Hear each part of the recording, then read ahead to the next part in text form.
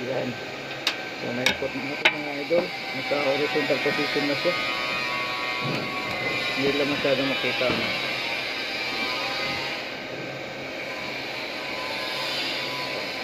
Pagka na-pihit mo na yan siya sa horizontal position, palit ka na ng numero.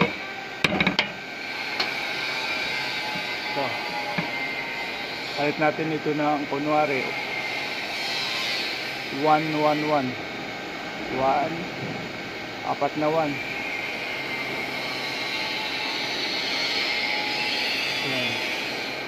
Ayan siya idol, oh, apat na 1 yan. Apat na 1 siya.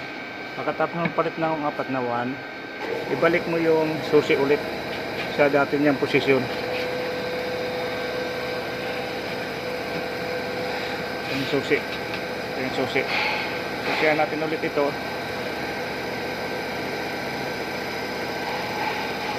Ibalik mo sa dati niyang posisyon na vertical. Yan. Vertical na position na siya mga idol.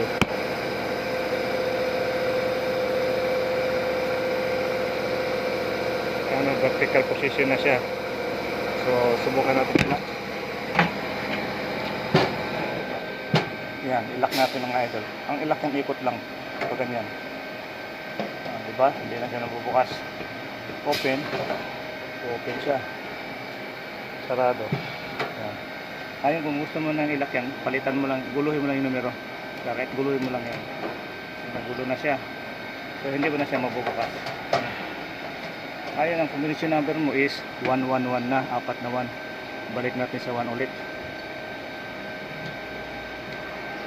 Yan. Yan. Yan. O yan, apat na 1 na yan siya.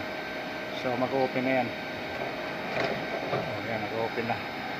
So ganun lang pa simple ng pagpalit ng combination number ng bolt type vertical cabinet.